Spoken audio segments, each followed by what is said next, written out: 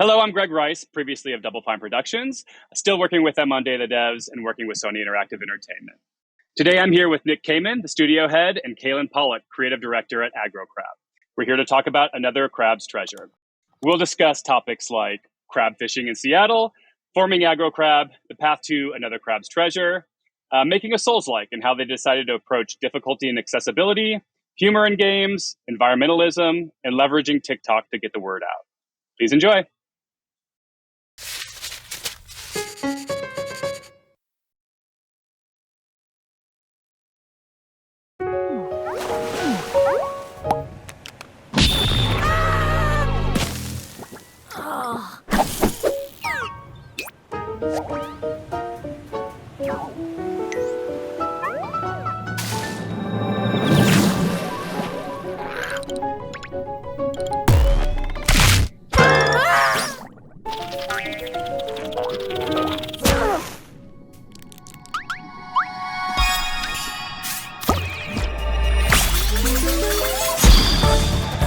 Recently had my shell taken away.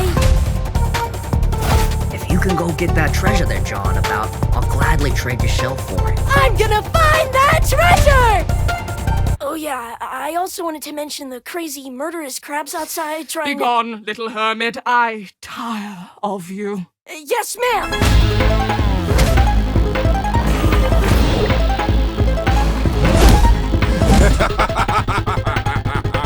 Proud of what you've done?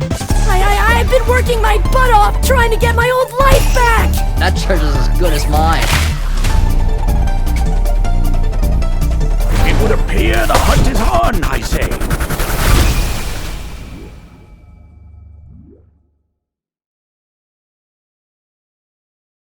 Hey, I'm here with Nick and Caelan from Aggro Crab, here to talk about another crab's treasure. Why don't you guys go ahead and introduce yourselves? Hey, Greg. Hey, Nick. Audience at home. I'm Nick Kaman. I'm the studio head at Aggro Crab Games. And on Another Crab's Treasure, I did the art direction, studio head random stuff, and a lot of random gameplay implementation and design, and just everything that has to be done on an indie team. Awesome. Caelan. Hey, I'm Caelan Pollock. I am creative director at Aggro Crab Games. On Another Crab's Treasure, I was the lead writer, narrative designer, and one of the programmers on the team. Awesome. Well, thanks for coming, and congrats on all the great reception for the game so far. Thank you. Yes, it's amazing to see. But let's kick it off with the deep, hard-hitting questions here. I want to know a little bit about what crab fishing is like in Seattle. Oh, that's a Nick question. That's a me question. So it can be hit or miss. I'll usually go up to the Edmonds dock, maybe like a half-hour drive, and put a pot in the water. I haven't gotten a chance to do it this year, but it's a little, overcrowded. Puget Sound doesn't have too many crabs sometimes, so I've only gotten like a few there. If I drive out to Westport, it's on like the Washington coast. You can get way more crabs. And I thought you'd have a good answer for this. I figured like playing the game, it feels like you have a very strong relationship with the ocean. So I'd love to hear about like, did you guys grow up around water? Do you spend a lot of time there? Do you go fishing for crab? Like, how do you spend your time at the beach? I think the game was definitely inspired just by at least partially by the fact that I've kind of been to the beach my whole life, and a big hobby growing up was flipping over the rocks and finding little crabs under there. Some of them hermit crabs, some not, some other stuff that aren't crabs at all. And it's just a fun thing, right? Like it feels like you're discovering something. So I would do that with my mom. And only recently have I gotten into more like actual fishing and stuff. I remember I was over at Greg's house for a party before GDC, and he basically just handed me a Dungeness crab and a knife and was like, "You know how to do this, Nick. If you want." I don't know if that was a good call or not, but it felt like a good initiation to. It felt like if I wanted the Sony deal, I had to murder a crab in that moment. So I knew how, and we did it. Well, it worked out. That's awesome. And you're from Seattle, both of you. You guys grew up there and been your whole life there. How did you get together? How did you guys end up meeting and forming this team? Hold on. Before we let it get away, I want to say that I have history with the beach as well. Whoa. Oh, you do? Okay, good. Tell me more. Well, so I spent a lot of time on Whidbey Island as a kid, which is just off the coast in Puget Sound, and did a lot of crabbing as well. We would always be like laying out the crab pots like overnight though on like the mud flats. So it's like a different sort of crabbing. Yeah, very different where I am too. I mean, I guess we could drop pots in the boats, but it's more fun from the beach. Yeah, You just fish them, right? we fish them, yes, but not this time of year. Starting soon, we'll be able to murder some crabs again together. Oh, I'm so Yeah, jealous. I've never gotten like a license as an adult to like go do that. I haven't been out in a while. Well, I'd I like to pick it recommend. back up. Yeah. It's necessary, so you should probably do that. Awesome. Right. Well, how did you guys meet? How did this all start? Well, we met in college. At the time, I was running the college like game dev club, where a bunch of nerds just sit around and work on their whatever passion project, or when we have time outside of actual academics. I kind of started a real initiative once I became president of the club to like start growing it. So I like put up flyers everywhere and had a big like intro class where I taught everyone how to make Flappy Bird in Unity. And like the people who ended up sticking around, we became the cohort of game devs. And that's kind of that. We started a little community there, and eventually Caelan showed up, and he can speak to that if he wants. Yeah. I mean, I had to really be convinced to join Nick's club because I thought it was going to be lame. Yeah, that's right. Yeah, my roommate sort of dragged me there, and I mean, it was the best decision of my life. That's awesome. Well, I'm glad it worked out. I'm curious why Flappy Bird. Because it's like an easy game that you can make in Unity in half an hour, and at the time, it was really relevant. Right. This was like the Flappy Bird era. This was Flappy Bird era. This was like everywhere. 2014. The hottest game. The guy just tweeted out like, "I can't do this anymore. I'm taking Flappy Bird down." Yeah. Was it after he crashed out that this was happening? Crashed out. I mean, he crashed out pretty immediately, so probably yes. Yeah, that's true. It was in like a few weeks of People were like selling their phones on eBay if they had Flappy Bird installed. Yeah. Like it was hot. And I could get to up to like 400 points. Like I was pretty good at Flappy Bird. You're like, we're going to take this down. We're going to be the next Flappy Bird. Yeah. Oh, I mean, if only I had the foresight back then to just make Flappy Bird too. But we would make a shitty version of it. So it wasn't always Flappy Bird. Sometimes it was like Pong or Mario, not like in quotes Mario. Yeah. But those kinds of games can be set up pretty quick for someone who's never touched game dev before. Mm-hmm. So you guys formed and you started deciding to make some commercial games together. I know there were a few before Another Crab's Treasure, but what about the early days of Aggro Crab? What were you guys getting up to then? Well, there's a lot of time between like graduating college and starting Aggro Crab. Like at the time I was working with another guy as a co-founder, and Caelan was kind of along for the ride. And that was a long story, but I ended up breaking up with that guy, getting together with Caelan. And then we were like, okay, let's start this new company. Let's, figure out kind of a new approach with it. Our new approach was basically to get a publisher because we had gone so long just self-funding the indie endeavors that we were doing with like contract work, trying to get original games off the ground, right? And that just felt really unsustainable and really like unfulfilling to be doing that. So as soon as we started Aggro Crab, we started kicking around game ideas, and that's how we landed on our first game, Going Under. Awesome. And the rest was history. I'm curious, what did you take out of the process of making Going Under? How did that kind of factor in what you want to make next? What would you learn from that title?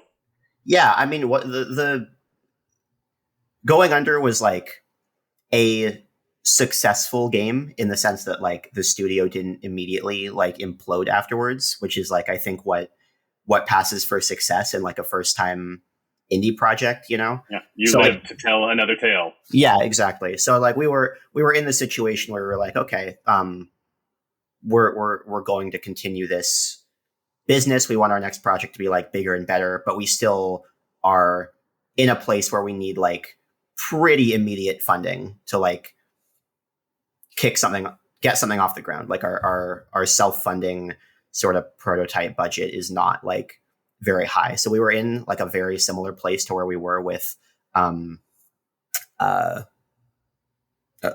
start of Going Under. And some key team members were also like, hey, I gotta like quit, like nothing against you guys. I just like want healthcare. So like that's sort of that's the position we found ourselves in, right? Where we're just like, okay, well, we don't really have money to be like attractive to people, right? We need to get something new funded. But what Going Under like really did teach us was that I think there is a fan base and like a market out there for the type of tone we were selling. Like it really, really proved out the studio identity as something people like could get excited about. Like we'd always been very much of the opinion that like even when we're working with a publisher, we want to have a very present like brand and identity, and just like the studio should have a personality that feels like what it's called and feels like the type of studio that would make the type of games we would make. Because if people can recognize like Aggro Crab as a studio that makes those types of games, which I would say is kind of like, you know, edgy but with heart, to put it briefly, then like we'll never be we're in a much better position to be able to like spin up something new as long as it sort of fits with that identity. Yeah, well, and with the name Aggro Crab, was the idea for this game there from the beginning? Is this like a game you wanted to make in the future?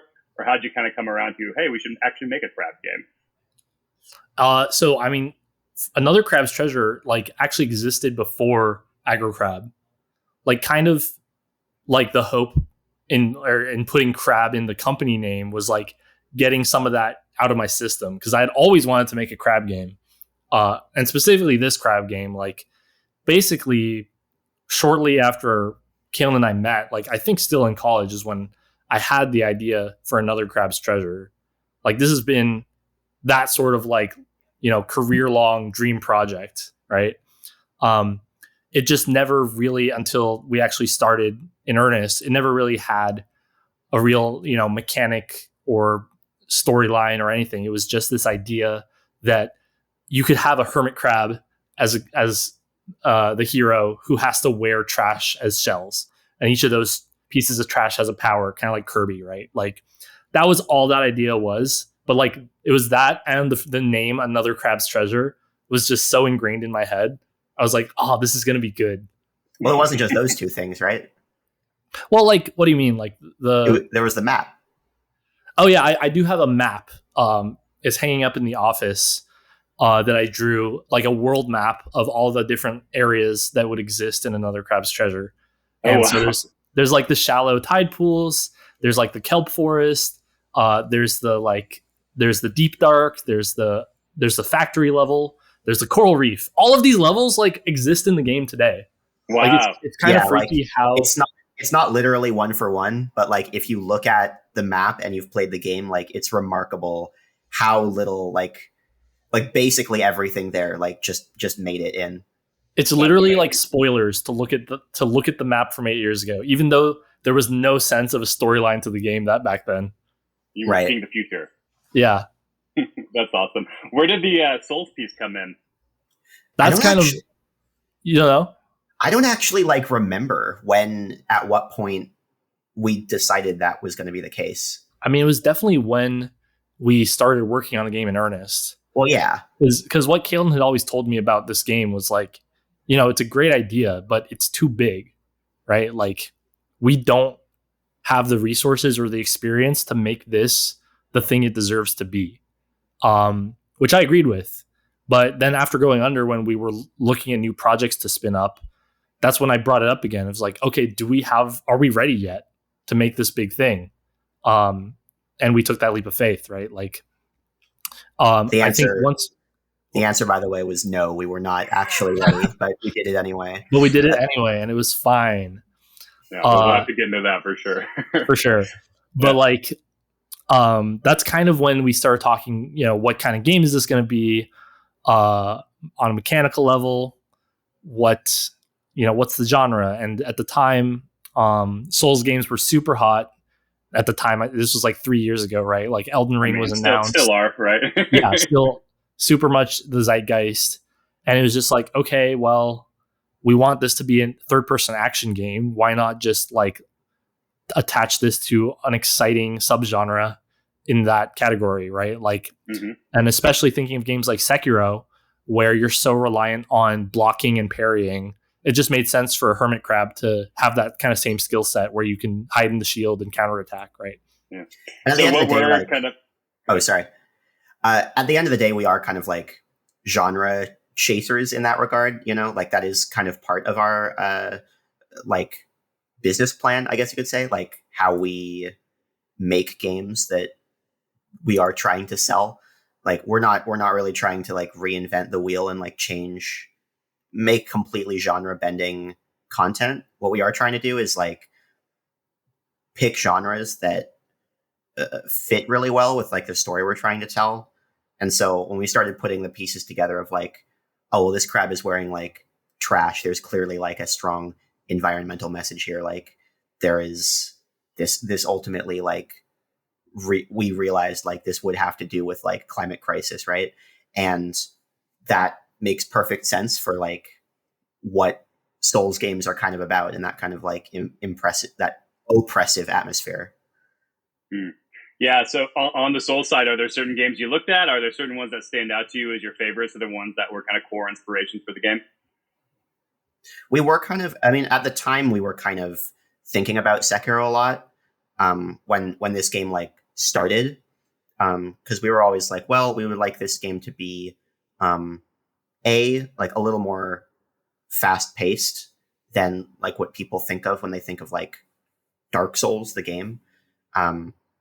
So closer, if we're talking about like From Software titles, closer, more inspiration from like Sekiro and Bloodborne when it comes to like that moment to moment combat.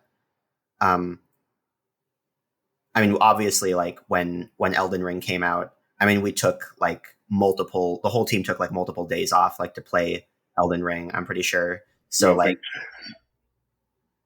game designer who plays one game and then shows up Monday morning with a bunch of new ideas. Like everyone was that guy for a little bit. Yeah, absolutely. Awesome. And I guess. Go ahead. Oh, but like a main goal of the game design was also to like trim off some of the parts of that game design that make it harder for people to get into. I think when people think about like, oh, this is more approachable than like From Software title, they're mostly initially thinking about difficulty. But I think just as important as that is like not having a stats screen that's like super hard to understand and like you don't really know where all the numbers are going, or like not understanding like having to discover secrets to like find very basic mechanics. And so like which I love that type of stuff, but like I'm a nerd, we needed to strike a balance between what Souls nerds are looking for and like what is actually going to allow new people to like approach this game. Yeah, I wanted to dig in that a bit because my like not so secret is I've played every From game through one boss and like felt the satisfaction of that, and then it was like I cannot finish this game. I will stop here. But I got a lot deeper in your game, as I'm curious about how you guys approached difficulty and how you thought about that from a Souls perspective. Just knowing that's such a core thing for From games and such a thing that I think people like about them, but it sounds like you kind of wanted to approach it in a different way. Yeah, well, it's one. You can go.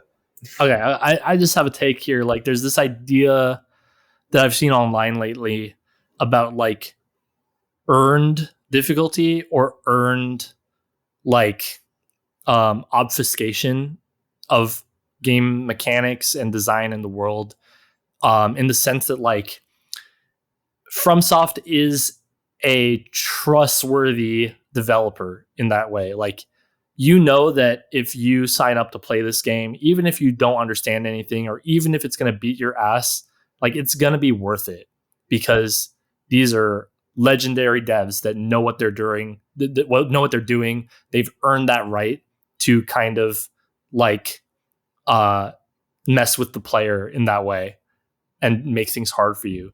And, we kind of, I don't know if we knew this going in, or we kind of just felt it. Like we don't have that relationship with the players where we can just like have bullshit happen and expect them to not turn off the console, right? Like I think that combined with just like the attitude of the game being so much more cartoony and lighthearted led us to making decisions about difficulty where, we didn't necessarily want it to be like much less difficult, but we want it to be less punishing and less bullshit so that you could, just, want to get back into it and not throw your controller, right? Like a lot of our accessibility features kind of deal with that. And I think we hit a good balance ultimately where it still is a hard game, but not in that same like frustrating way. Sometimes. Yeah, it felt very familiar to me as like a Souls player for sure. But it's nice to see that you guys had some options in there too. And yeah, I guess I want to talk both about kind of difficulty and accessibility, because I think the easy thing is to think about an easy mode where you just dial down everybody's like health bars and then kind of tweak the numbers. But there's a lot of interesting things you guys did on the accessibility side too that kind of go beyond that. I'd love to hear about how that came together. Yeah, I mean, from the assist settings in general are something that was present in Going Under as well. And in fact, like it was always our intent to let people sort of futz with the difficulty in all sorts of ways and kind of tweak whatever values they want to tweak just to like make the game that is right for them. What I found interesting about that feature in Going Under and then also in this game is that the existence of those settings, there were a lot of people, especially like there's a lot of people I see who feel empowered to not use the settings by the fact that they exist, right? Like because they have that cushion and they know like this is not a brick wall they're throwing themselves up against. They feel okay with challenging themselves. And like people for the most part, like are finding when they are using when they are using those settings, they are like finding a balance where they're having fun. Right. Yeah. So I think there's this sort of sense, there is kind of a sense among developers that is not so much the like hardcore gamer sentiment of like, oh, you need to like beat this game in the hardest way or you didn't really beat it. I don't think most developers really like have that mindset, but I do think there's a sense of like not wanting people to futz around with things too hard just because it's like the way you designed it, right? Like it is kind of, if someone pulls up to a boss with a gun and like just kills the boss, which is a thing you can do for anyone that didn't know that. They're skipping a lot of like the dialogue I wrote. It's just, you just gotta like accept that ultimately this is like you've presented people with like a toy, right? And yeah, I'm glad you brought that up because I think that I started on normal and like I said, I felt like it really did kind of emulate and reflect the feeling I have when playing a From game. And I got through a handful of 4 or 5 bosses and kind of finally hit my brick wall you're going to hit in a From game. And beat my head against it, 4 or 5 times. And eventually was like, all right, I just want to see what's next. Pulled out the pistol that you brought up. And I was surprised how like satisfying it felt still to like just shoot that guy in the face to get past it and see what happens. And like bypass all the pain that I would have felt for the next hour or so. Right. Yeah, the gun was kind of like a commitment to that ideal. Like we really just wanted to say like, no, we seriously mean it. We don't care how you play this game, right? Like, Yeah, do you think about what the From Software fans would think and like the hardcore gamers when you're kind of designing this stuff, or how much did that even cross your mind? I just thought about the headlines, man. Like, I could just see it so clear. Like, another Crab's Treasure does what no other Souls-like has ever done before.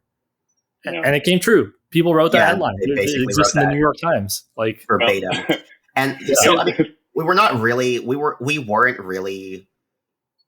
worried about it. Like, we figured that there would be like a little like fun controversy here and there, but like when it came to like turning off an audience, my read on the Souls community was that like by and large they actually reject those sorts of people, and like I really think that is true. Like any community has that kind of like that sort of toxicity present in it, but like what Souls players really want is for more people to play their games, right? Like that's the community we're really striking out at, is like Souls gamers who can never convince their non-Souls like friends to like play the games they enjoy because they're like too hard. Yeah. And I guess it's a big audience, but it's not the entire audience, right? So there's other people out there that you're going to be able to reach through mechanics like this. And even and even like the like my take on the community, like I said, is like there's plenty of hardcore players like for themselves, right? Like tons of people play our game like not turning on the assist settings, not putting any points into like HP or whatever, like not using any of the spells, like making it harder, making it a more painful experience, like in all sorts of ways. And that's super cool. But I think the temperature online, like I think people sort of overestimate how many of those people really are like gatekeepers in that regard, or like really see that as like the true way to play versus like people that are just having fun challenging themselves. Like I really just sort of believed in that part of the community. Yeah, like you say, it sounds like just the image of a crab wearing a giant pistol probably got some traction on social media and things too. It's just a funny a ton of TikTok likes. Like, yeah. And that was like that was like made for content, right? Like we didn't plan on that being really in the assist options. Like we were talking about having like a one-shot option where you can kill the bosses, but the gun, like putting that gun model in the game and like shooting an enemy with it was just something we set up to like have a TikTok about it.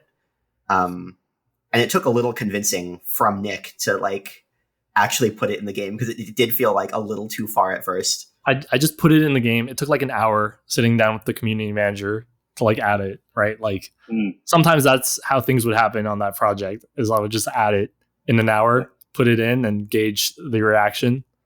I'm curious how many people it really has helped get through the game, and things like the easy mode and the volume of people that might have finished this game that wouldn't have otherwise. I mean, we don't have analytics, but it'd be interesting to see. Yeah. Awesome. Well, you guys brought up also kind of scale and scope. I do want to hear about that, because this does feel like a very large game for a team your size. How large is the team, by the way? A team of 11 full-time worked on the Crab's Treasure, and then maybe 5 or so part-timers / freelancers. Yeah, well, this is a very beefy game for that, and I know it was in development for a while, but I'd love to hear more about how you kind of combated that and how you kind of kept it in check. Oh, we didn't. Yeah. This is rough. That's tell me more. Like it's a little too big. I mean, we weren't like pulling all-nighters on this. You know, it wasn't like a complete disaster near the end or anything. But I do think, most of the team would probably agree that the game is like somewhat overscoped. And a lot of that sort of came with the territory of the genre. Like we realized at some point during the project that like this needs to feel epic to be a real to feel like a real entry into the genre, right? And so it is a lot larger than I think most people expected going in. Yeah. And if anything, like we mostly cut like game mechanics and like sort of item content in favor of like environmental content, right? Like we wanted the world to be like to feel like there was enough to explore and like really get out of this, because I think exploring the areas and discovering new like enemies and stuff is one of the most exciting parts of playing a Souls-like. So when we were talking about like scoping down, we were usually scoping down in terms of like, okay, well, let's not have like consumables in this game, for example. Like Elden Ring is like full of those, and like they don't see that much use. So like, let's just cut them, right? Yeah. Like, they're a good part of that game. Like they bring something to the table for sure. But when we're like yearning to like uncomplicate the game for everyone, and also like try to make the game finishable, a lot of that stuff just like went out the window.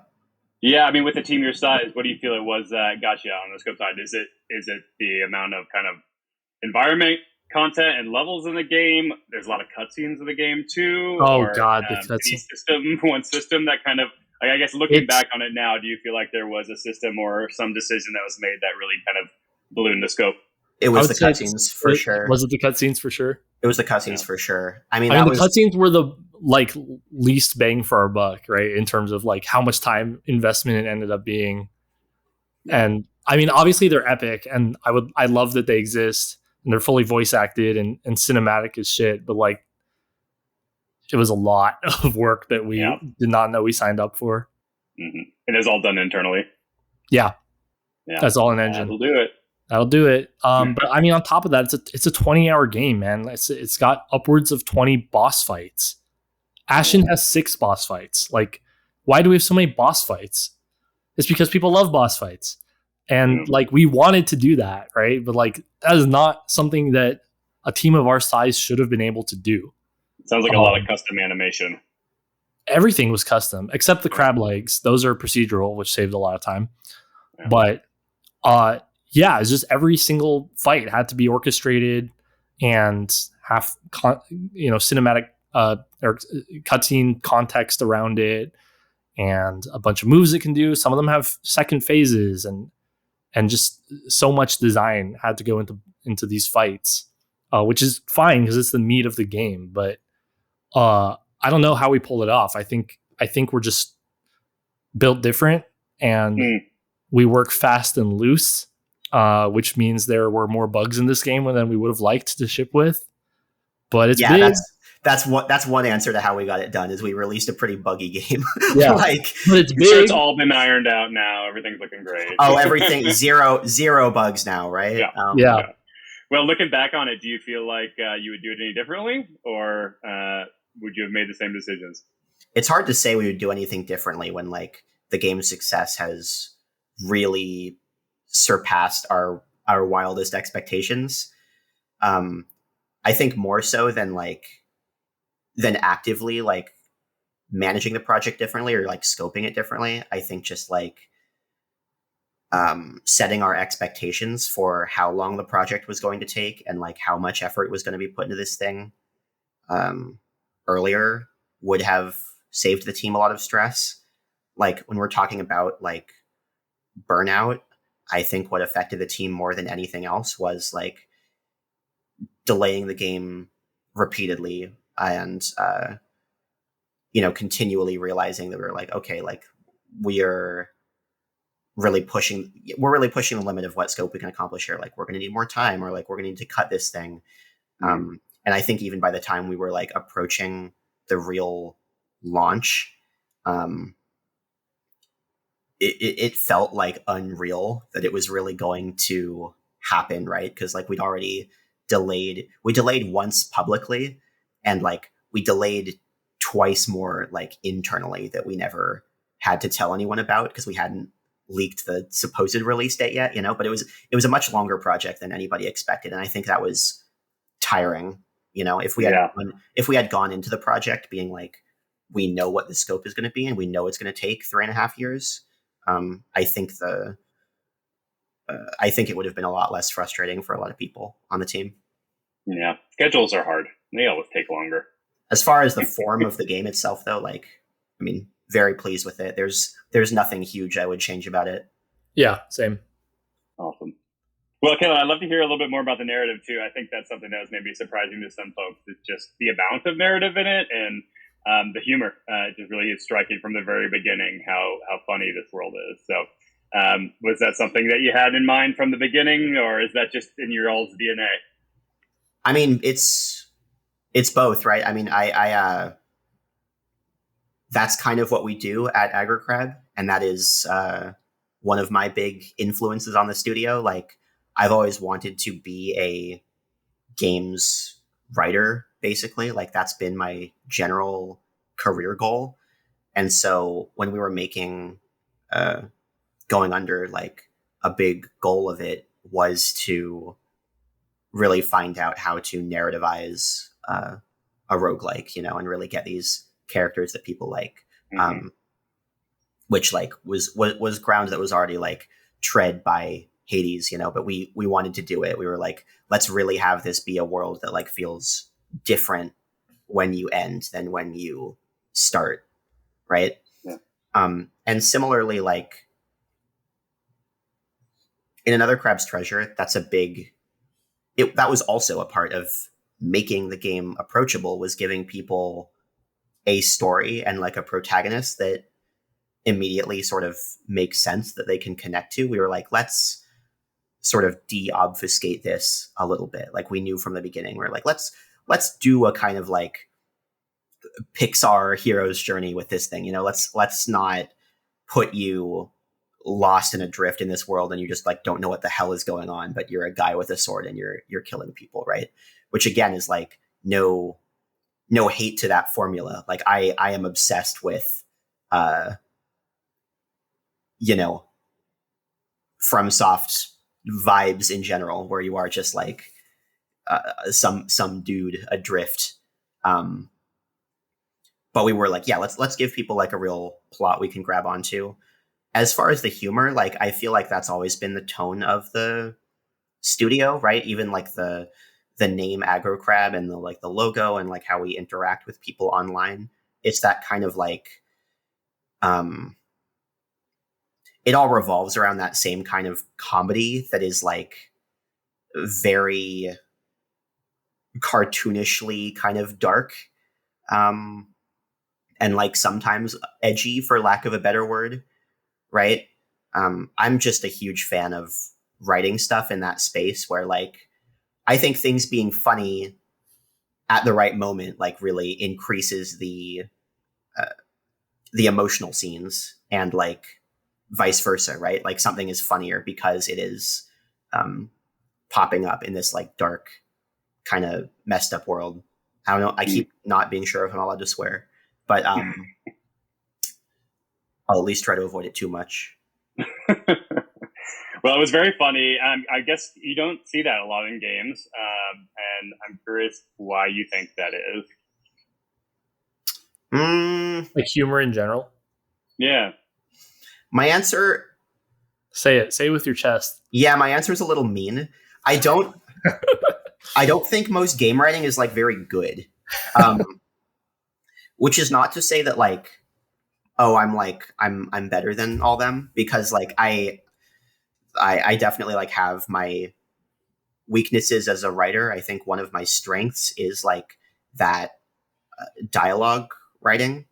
Like, I'm really inspired by like Nintendo RPGs, right? Like, I would say like Paper Mario is one of my biggest, like one of the games that really got me into wanting to do writing for games.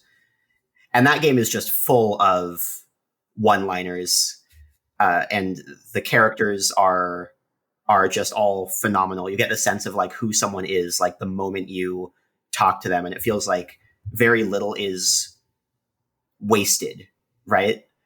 There's so much dialogue and very little of it is wasted, because even when there's like a one-off joke, it'll like tell you something about the world in an interesting way. And I think that's fantastic.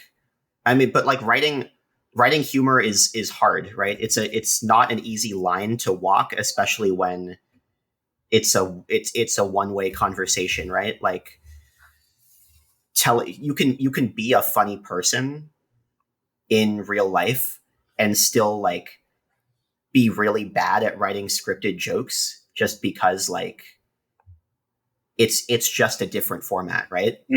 And so I think it is just a tough thing to balance, especially when it's like, okay, this isn't like a comedy game.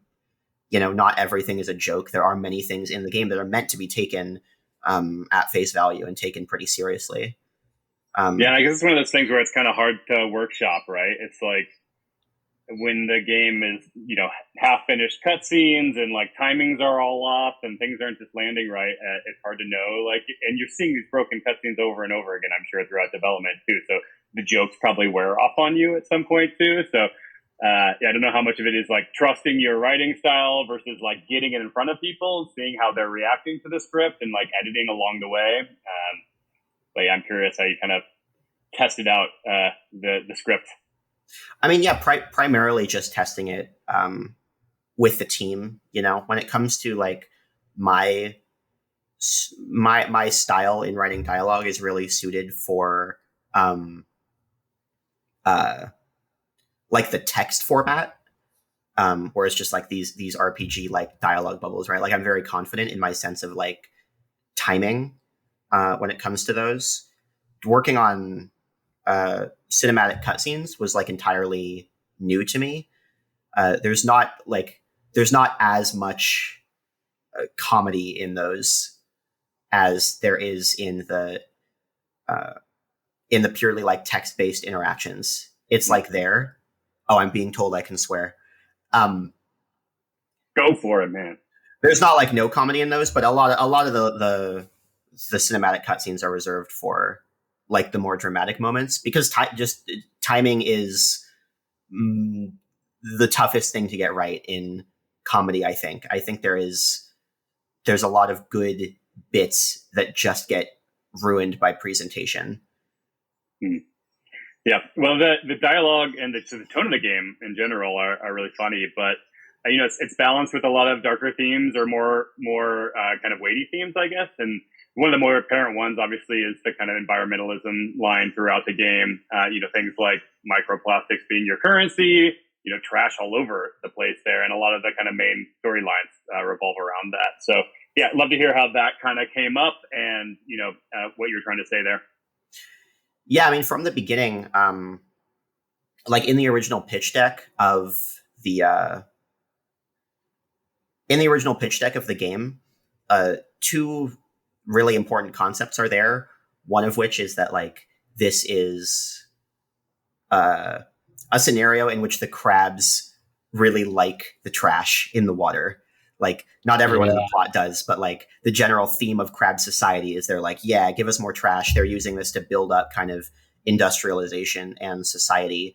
And that's just very, you know, kind of playfully ironic. It was a fine line to walk for that to be something that felt honest without being kind of like a sort of like wake up sheeple, like ranting type of vibe where it's like, oh, I'm the only sane one. I'm the only one that knows like pollution is bad. Like clearly that's not true.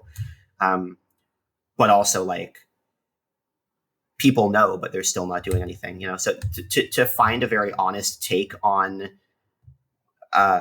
climate catastrophe and on ocean pollution took a while, right? It was not something we stepped into the very start of development, like knowing exactly the message we were going to say. It's something we kind of found in ourselves as we worked on the game. In particular, like not to spoil the ending, but from the very, I won't spoil the ending rather, but from the very early pitches of the game, we're like, okay, this is not going to be a game in which we solve climate change, right? Like that's disingenuous. And simultaneously, it isn't going to be a plot where it's completely doom and gloom, right? And like nothing really matters in the end. Like it needs to land, not just land somewhere in the middle, but like it also shouldn't be this kind of like centrist opinion. Like I want to say something, if not actionable, then at least like give some real catharsis as to how we really feel about these issues, right? Mm-hmm. And it really became something that was more about sort of the nature of anger and frustration at the way the world is, and like how and when it is appropriate to like use that anger and when it's not, more so than it was like, here are the precise actionable steps that like I need people to walk away from the video game to do to like solve climate change. Yeah. Because I don't have those answers. Yeah, well, and it's obviously a really in-your-face problem that's like all around you. It's very apparent, and it's something that young people take super seriously right now. So I'm curious what the response to this has been, and have you heard people kind of come out and speak specifically to these themes in your game and how they touched them? Yeah, I mean, have we seen much of that? Yeah, I mean, in our fan spaces, right? Like we do see a lot of people being like, "Hey, like this spoke to me." In terms of like,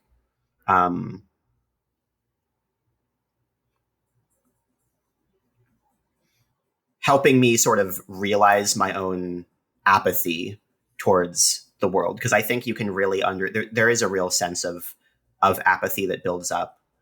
Even if you like understand what's going on, you can be, tired of it. You can be sick of it.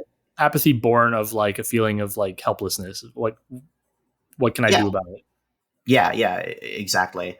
And I think, I mean, me looking into my own feelings about it, right? Like one of the big tones of the game and with Krill's character was like, all I have towards this situation is this kind of like undirected anger and frustration, right? And I don't want to just be an angry person, right? So it's not about it's not necessarily saying like you should be full of rage at all times and be fighting everyone, but it's also not saying like you should think positively and be kind to everyone. Like one of the themes of the game is like sometimes people need an ass kicking, right? But it is directed anger. Yeah. So there's not it's not a game with a moral I could like directly summarize and hand you on a piece of paper, because at the end, like what I'm looking for is to share this kind of catharsis with people. And I think that more than anything, like a piece of media that helps people like process their own feelings and like make decisions based on that, I think is more valuable than like a piece of media that's like sort of directly prescriptive.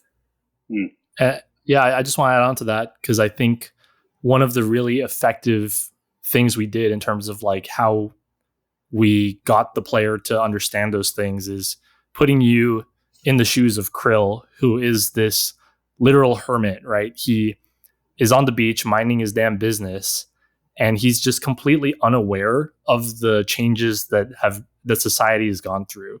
Like trash is a recent introduction to the ocean, and the crabs love it, and it's letting them basically speedrun capitalism, right?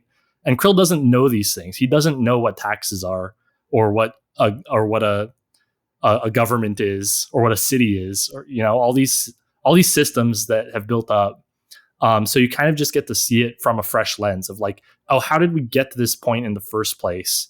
And I mean, it was a great opportunity for humor throughout, because Krill can just be like, no, that's stupid, like, or just like not know what's going on, right? But you get to follow his journey of like learning how society works, learning why that's causing problems, and his reaction to that and how he deals with it, right? Like you get that whole arc, and I think that's pretty refreshing. Yeah, it was nice to see y'all approach it so tactfully, and it feels really natural in the setting of the world too that it comes up. So it's great that it afforded you the opportunity to speak on some of this topic. I do want to talk a little bit about just dealing with your fans and community, because you guys do such a great job of interacting with them. I feel like there's a really close relationship there with your fans. Obviously, your TikTok is really popular, and it feels like a really great way to speak directly to your fans. So I'm curious to hear more about how you guys approach that stuff. I mean, yeah, ever since like wanting to really take the reins on self-publishing and being more independent as a studio, we decided that like the best way to do that is to invest in our brand and our social media presence, right? Like, not only does that get attention on our current game, but like the studio being something that people care about and want to see succeed. Like we want them to root for us, right? Like we're just the scrappy little indie, and we want them to be around for the next game. So really that focus on like making content that shows who we are, and how we think, and just being really honest and transparent with the community. I think we've done a little less recently just because we're so like swamped and in between projects. But that's always been like the goal, right? And I think Caelan and I, although we don't do as much directly anymore, like initially set that that voice for us of just like the sense of humor that we like to go for, and the amount of transparency. And now a lot of that's it's all in Paige's hands, who is our amazing community marketing manager. Community manager is the phrase, out of New Zealand. And yeah, she runs the TikTok, absolutely killing it. I couldn't have like ever hoped for a better like marketing campaign than what this game had. And we didn't really spend a dime in terms of like paid marketing. We didn't put up ads. We didn't pay influencers to do anything. It was basically all organic and just like taking the right like platform relationship to doing a big announcement beat when we could. But the majority of, I think the reason we found so much success on day one did come from just the constant engagement with the fans. Like, not a campaign that started a month before launch. There were 2 years of posts that we did to prepare for the launch. It was nonstop, and yeah, it worked out. Didn't spend a dime, bro. Dropped $5,000 on a speedrunning challenge. Okay, we don't talk about that. Yeah, and I know a lot of this was during COVID pandemic, the course of development and everything too. So how did that affect things, and like the ability to go to events and show off the game and such? Well, we couldn't. I mean, the good news is that like, we were, deep in.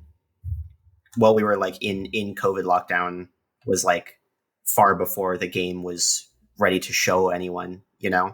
I wouldn't say by the time we were ready to like